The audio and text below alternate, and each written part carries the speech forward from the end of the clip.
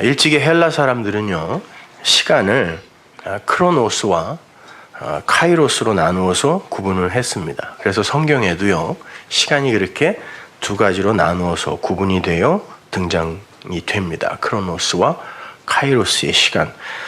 크로노스는 가만히 있어도 그냥 흘러가는 그 자연적인 시간, 우리가 살고 있는 이 시간을 말해요. 즉 달력의 시간, 객관적인 시간, 그냥 흘러가는 시간, 연대기적 시간, 수평적 시간, 그것을 크로노스라고 그러죠. 그 시간은 천문학적으로 해가 뜨고 지면서 결정되는 시간이고, 지구가 자전과 공전을 하면서 결정되는 시간입니다. 그리고 우리에게 낮과 밤을 알려주며 또 봄, 여름, 가을, 겨울을 알려주고 우리의 육체를 늙게 하고 죽게 하는 그런 시간입니다. 엄밀히 말해서 우리가 늙는 거지 시간이 그렇게 만드는 건 아니거든요. 반면에 카이로스는 하나님의 목적 안에 들어있는 사람에게 포착되는 의식적이고 주관적인 시간이에요. 그에 의해서 해석되는 시간. 바꿔 말해서 그 카이로스는 영원한 시간, 정말 그 실존적 시간, 진짜 시간, 수직적 시간이라 할 수 있어요. 현재만 있는 수직적 시간. 보편적 인간 일반이 육신으로 감지하는 그 시간이라는 것, 크로노스의 그 시간이라는 건 비록 흘러가는 거지만 그 시간에 특별한 의미가 있을 때 그 의미 있는 시간을 카이로스라고 부르는 거예요. 예를 들어서 그리스도인들에게 있어서 말씀에 의해 하나님과의 그 접촉점이 생성되는 그 시점에 그 실존이 있죠.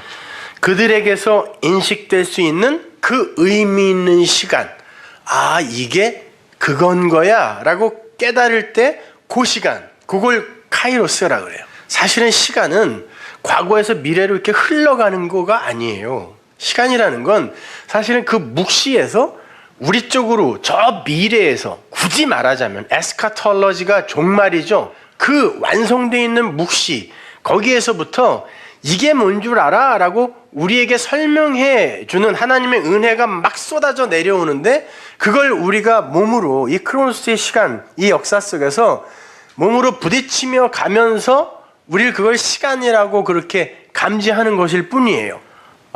그 벤자민 버튼의 시계는 거꾸로 간다라는 영화에서 보면 시계가 여기 있고 돌아가는데 물이 시계 반대쪽에서 흘러내려오면서 시계를 치고 거꾸로 흘러가는 그런 장면이 나오는데, 시간은 그런 거란 말이에요.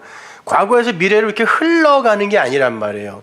그거는 이 역사의 주도권이 있는 듯한 느낌이 오잖아요. 그렇죠? 그렇게 역사에 의해 시간이 흘러가는 게 아니라 이미 묵시에서 완성되어 있는 그것이 우리에게 부닥치는 걸 시간이라 그래요.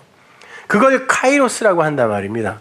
그러니까 성도는 반드시 이 시간, 모든 인간 보편이 살고 있는, 감지하는 이 시간 속에서, 크로노스의 시간 속에서 그 진정한 의미, 이게 무슨 의미인가, 어떤 의미가 있는가, 어떤 내용인가를 감지하는 그 카이로스의 시간을 살아야 하는 사람들인 거예요. 그냥 크로노스의 이 시간만 살아가게 되면 그들이 바로 세상 풍조에 묶인 자들이 되는 거예요. 아래의 땅에 묶인 자가 되는 거예요. 아랫사람이에요, 그거는요.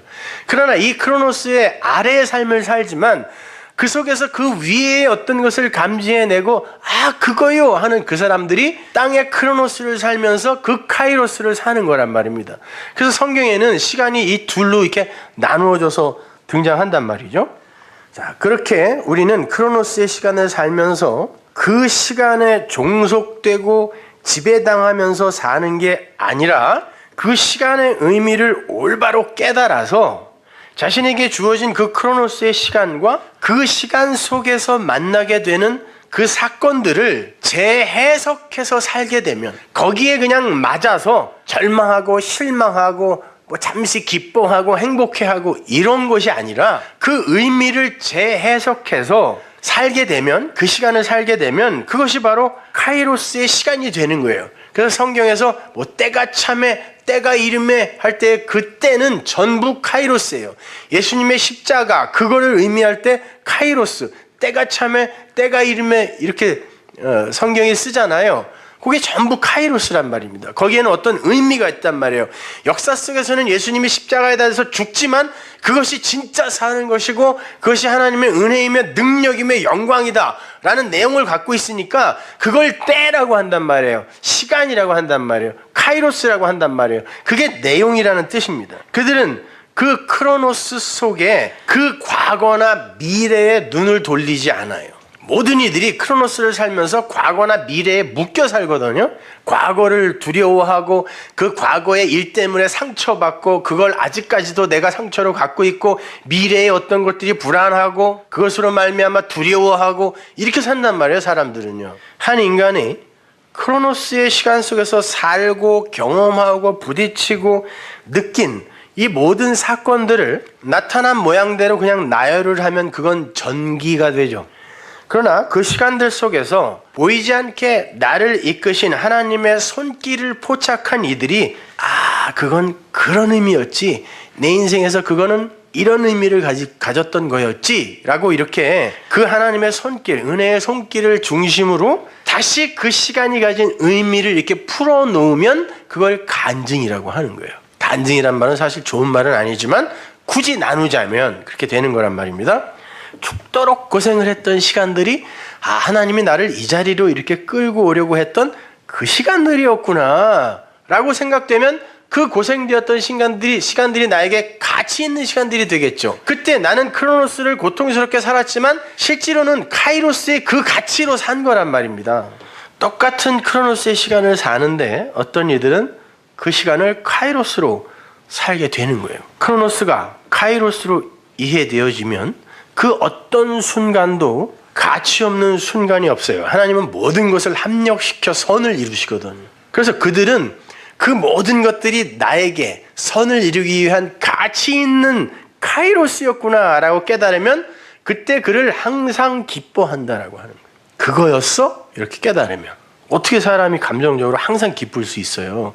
오늘도 이렇게 울적해갖고 이렇게 표정도 없이들 앉아있는데, 그죠? 그런 얘기가 아니란 말이에요. 카이로스 속에서 그건 기쁨이었지, 그게 환희였지, 그건 나에게 행복이네 라고 알게 되면 그게 항상 기뻐하는 거란 말입니다.